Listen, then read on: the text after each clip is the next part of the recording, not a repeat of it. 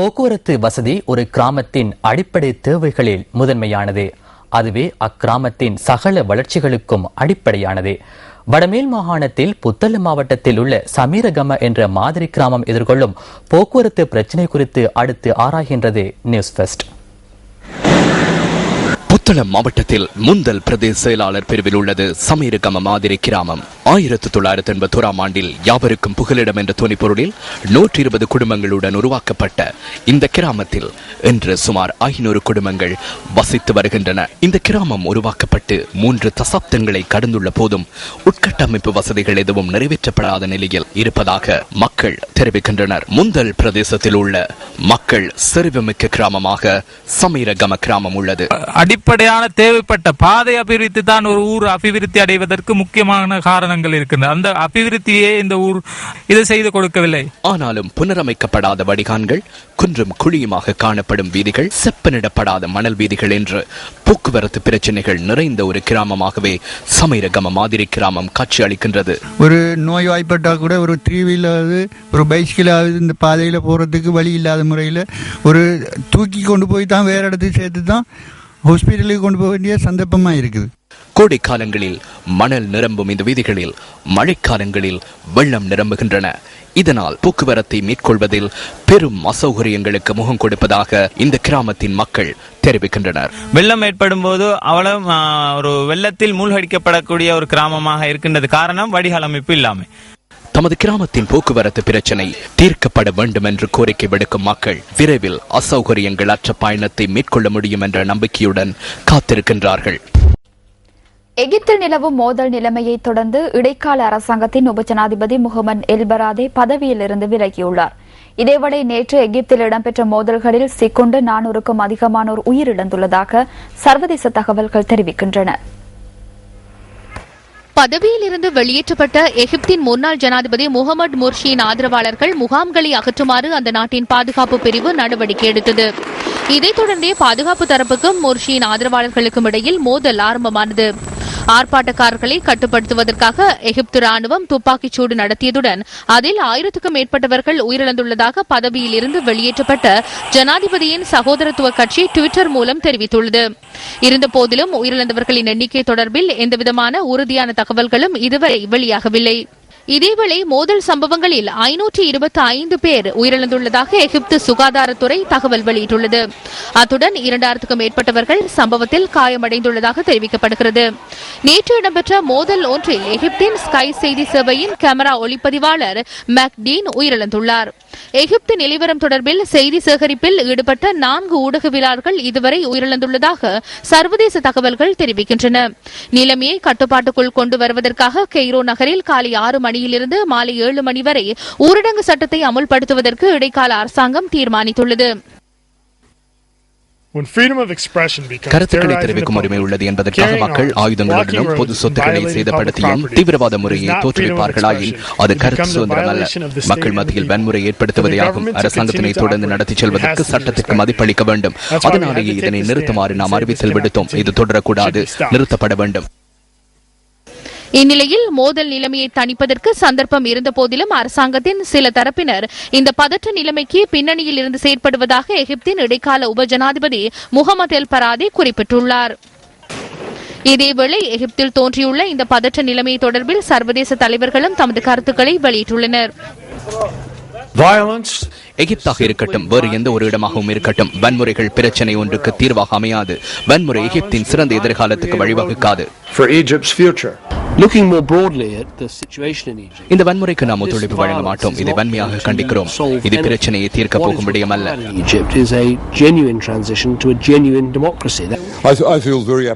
எகிப்தின் எதிர்காலம் தொடர்பில் எனக்கு அச்சம் ஒன்று ஏற்பட்டுள்ளது. அமைதியான ஒரு தீர்வு தேவை என்பதையே நாம் வலியுறுத்துகிறோம்.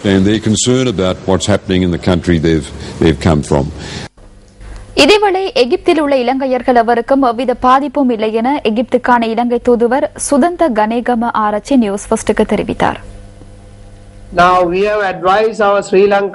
கெய்ரோவில் உள்ள நசர் மற்றும் கெய்ரோ பல்கலைக்கழகம் அமைந்துள்ள பகுதிகளிலேயே இந்த மோதல்கள் இடம்பெற்றன. இந்த பகுதிகளிலிருந்து வெளியேறி இருக்குமாறு இலங்கையர்களுக்கு நாம் ஆலோசனை வழங்கியுள்ளோம். மோதல் இடம்பெற்ற சந்தர்ப்பத்தில் எவரும் அங்கு சென்றிருக்கவில்லை என நான் நினைக்கிறேன். அதனாலேயே கெய்ரோவில் உள்ள இலங்கையர்கள் பாதுகாப்பாக உள்ளனர். 45 நாட்கள் கெய்ரோவில் முகாமிட்டிருந்தவர்களை வெளியேறுவதற்கு ராணுவத்தினர் முற்பட்ட போதே மோதல் ஆரம்பமானது. எனவே கெய்ரோ நகரில் அமைதியை பண்ணுவதற்கு அவர்கள் இவ்வாறு செயற்பட்டுள்ளனர். தற்போது கெய்ரோவில் அமைதி நிலவுவதாக கூற முடியும்.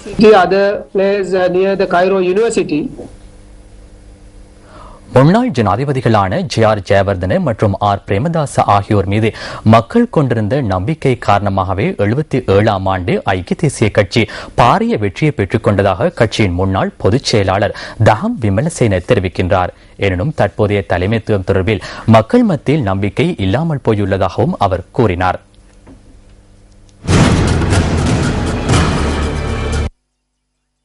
மக்களின் நம்பிக்கையை வென்ற தலைவர்கள் காரணமாக 1977ஆம் ஆண்டு ஐக்கிய தேசிய கட்சி பாரிய வெற்றியை பெற்றுக் கொண்டதாக தஹம் விமலசேன தெரிவிக்கின்றார்.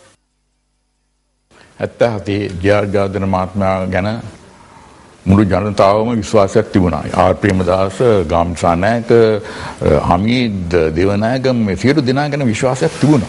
ඒ කාලේ 1977ஆம் ஆண்டு ஜே.ஆர். ஜெயவர்தன தொடர்பில் மக்கள் மிகுந்த நம்பிக்கை வைத்திருந்தனர். ஆர். பிரேமதாச, காமினி திசாநாயக்க, ஹமீத் தேவநாயகம் உள்ளிட்ட அனைவர் தொடர்பிலும் நம்பிக்கை இருந்தது. எனினும் என்று அவ்வாறு இல்லை. தற்போதுள்ள தலைவர் பலமுறை தோல்வியை தழுவியவர்.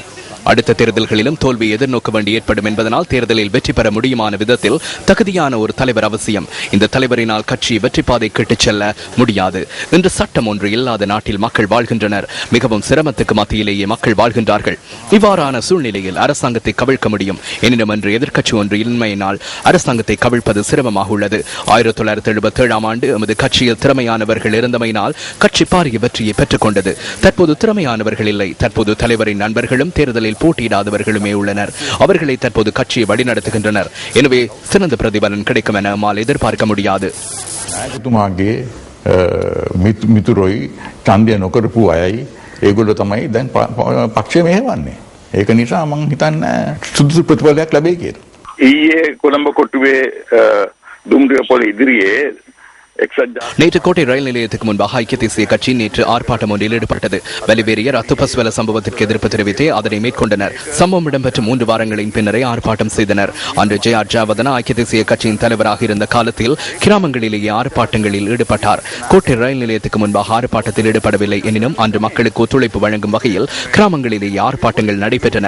கொழும்பிற்கு வெளியே உள்ளவர்களை இங்கு அழைத்து வந்து அரசியல் ஆர்ப்பாட்டம் செய்வதில் எவ்வித பலனும் இல்லை. சரியாக அது அரசாங்கத்துடன் இணைந்து செய்த ஒரு விடயத்தை போன்றது. உண்மையான நோக்கத்தில் நேற்று ஆர்ப்பாட்டம் நடத்தவில்லை. அரசியல் லாபங்களை பெற்றுக்கொள்ள முயற்சி செய்கின்றனர். වෙනම දේශපාලන උද්ඝෝෂණයක් ඇති කෙරුවා. ඒ කිසිම ප්‍රයෝජනයක් නැති අර ඒක හරියට ආණ්ඩුවත් එක්ක එකඟ වෙලා කරපු සිද්ධියක් වගේ. அண்மையில் இறக்குமதி செய்யப்பட்ட குருதி மாற்று உபகரணங்கள் தரமற்றவை என சுகாதார சேவைகள் தொழிற்சங்க ஒன்றியம் குற்றம் சுமத்துகின்றது. குருதியை உடலுக்குள் செலுத்துவதற்காகவும் குருதியை பெற்றுக் கொள்வதற்காகவும் பயன்படுத்தும் உபகரணங்களில் துவாரங்கள் காணப்படுவதாக ஒன்றியத்தின் தலைவர் சமன் ரத்னபிரிய இன்று நடைபெற்ற ஊடகவியலாளர் சந்திப்பொன்றில் சுட்டிக்காட்டினார். சிங்கப்பூரிலிருந்து இறக்குமதி செய்யப்பட்டுள்ள இந்த குருதி மாற்று உபகரணங்கள் தரமற்றவை எனவும் அவர் தெரிவித்துள்ளார். இதனால் இந்த உபகரணங்களை நோயாளர்களுக்கு பயன்படுத்த முடியுமா என்ற சந்தேகம் எழுவதாக சுகாதார சேவைகள் தொழிற்சங்க ஒன்றியம் குறிப்பிட்டுள்ளது. கடந்த மே மாதத்திலும் 2 தொகுதிகளாக இத்தகைய குருதி மாற்று தொகுதிகள் இறக்குமதி செய்யப்பட்டிருந்ததாக சுகாதார சேவைகள் தொழிற்சங்க ஒன்றியம் தெரிவித்துள்ளது. இந்த தரமற்ற உபகரணங்களை இறக்குமதி செய்வதற்காக 78,70,500 ரூபாய் செலவிடப்பட்டுள்ளதாகவும் சமன் ரத்னபிரிய கூறியுள்ளார். இது தொடர்பில் சுகாதார அமைச்சின் மருத்துவ விநியோக பிரிவின் பணிப்பாளர் டாக்டர் கமல் ஜாசிங்கவிடம் வினவுவதற்கு நாம் முயற்சித்த போதிலும் அது கைகூடவில்லை. இத்தாப்பேன பகுதியில் இன்று நடைபெற்ற நிகழ்வு ஒன்றில் பெருந்தருக்கள் செயற்திட்ட அமைச்சர் நிர்மல கொத்தலாவல கலந்து கொண்டிருந்தார். අද කවුරු කොහොම හිතුවත් மஹிந்த சிந்தனை என்று மாத்திரமல்ல, எதிர்வரும் பல்லாயிரம் வருடங்களுக்கு ஏற்புடைய ஒன்று. கிராமத்து மக்கள் எதிர்பார்த்த விடயங்களை நிறைவேற்றும் ஒரு திட்டமாகும். கோட் டை அணிந்த தலைவர்கள் இந்த எதிர்பார்ப்புகளை நிறைவேற்றவில்லை. இன்று யார் என்ன கூறினாலும், எவ்வளவு ஆர்ப்பாட்டங்களை நடத்தினாலும், எவ்வளவு சேறு பூசினாலும் இந்த மஹிந்த சிந்தனையை தோற்கடிக்க முடியாது. 2014 ஆண்டில் தேர்தல் ஒன்றை ரணில் விக்ரமசிங்க கோருகின்றார். அவர் அவ்வாறு எதிர்பார்த்தாலும் அது நடைபெறாது. அரசு தலைவர் என்ற வகையில் தேர்தலை நடத்த வேண்டிய காலத்தில் அதனை நடத்துவார். தேர்தலுக்கு உத்தியோகபூர்வமான ஒரு காலம் உள்ளது. 2014 ஆண்டு தேர்தல் ஒன்றின் மூலம் ரணில் விக்ரமசிங்க நம்மை வீட்டுக்கு அனுப்ப முயற்சித்தாலும் 2015 ஆண்டு இந்த நாட்டு மக்கள் அவரை வீட்டுக்கு அனுப்புவர்.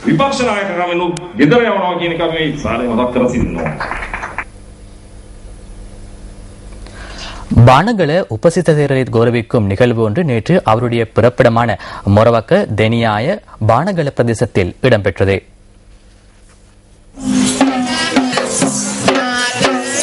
இலங்கை மகாபோதி சங்கம் மற்றும் யோஷிடா கல்வி நிறுவனத்தின் தலைவரான ஜப்பானின் பிரதான சங்கநாயகர் பானகல உபதிச தேரர் கல்விக்காக ஆற்றும் பணிகளை கௌரவிக்கும் நோக்கில் இந்த வைபவம் ஏற்பாடு செய்யப்பட்டிருந்தது. இதனை முன்னிட்டு பேரணி ஒன்றும் ஏற்பாடு செய்யப்பட்டிருந்தது. அதன் பின்னர் பானகல வித்தியாலயத்துக்கு அருகில் இந்த வைபவம் நடைபெற்றது. அத்துடன் பானகல ஸ்ரீ உபதிச விகாரை மற்றும் ஸ்ரீ சீலரத்னாராமா ஆகியவற்றுக்கு பிரவேசிக்கும் வீதி சுமங்கல மாவத்தை என்ற பெயரில் திறந்து வைக்கப்பட்டது.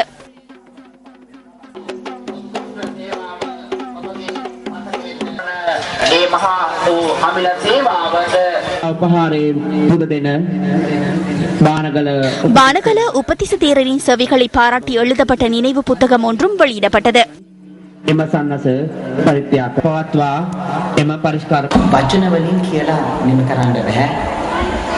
வார்த்தைகளால் கூறி முடிக்க முடியாது.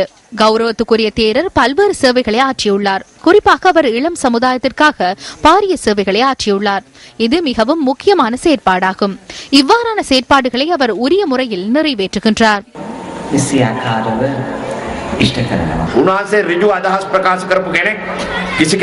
தேரர் நேரடியாக கருத்துக்களை வெளியிடும் ஒருவர், எவருக்கும் அஞ்சாதவர்.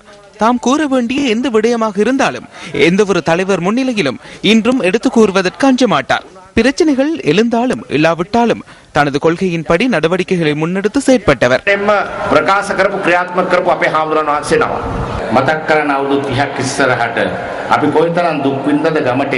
கடந்த 30 வருடங்களை சற்று நினைவுபடுத்தி பாருங்கள். இந்த நிலைமைக்கு வருவதற்கு நாம் பெருமளவிலான சிரமங்களுக்கு முகம் கொடுத்தோம். கிராமங்களுக்குள் வாகனங்கள் வர முடியாத நிலைமை இருந்தது. எனது அர்ப்பணிப்பின் காரணமாகவும் ஜப்பான் நாட்டவர்களின் ஒத்துழைப்புகள் காரணமாகவும் அரசாங்கத்தின் அனுசரணையின்றி இந்த வீதிகளையும் வீடுகளையும் முழுமையாக அமைக்க முடிந்தது. எனது கிராமத்தவர்களுக்கும் உறவினர்களுக்கும் அந்த வளங்களும் வசதிகளும் அறிவும் கிடைக்க வேண்டும் என நான் ஒவ்வொரு சந்தர்ப்பங்களும் பிரார்த்தனை செய்வேன். பானகல கிராம மக்கள் இலங்கையில் உள்ள உயர் பாடசாலைகளில் கல்வி பயில வேண்டும் என்று நான் நினைத்தேன். அது இன்று நிறைவேறியுள்ளமை தொடர்பில் மிகவும் மகிழ்ச்சி அடைகின்றேன். உங்களின் உதவியின் மூலம் வளர்ச்சி பாதை எட்டிய பானகல கிராம மக்கள் எப்போதும் உங்களுக்கு கடனாளிகளே. 5க்கும் மேற்பட்ட பிள்ளைகளை பெற்றெடுத்த பெற்றோர்களும் இதன் போது கௌரவிக்கப்பட்டனர்.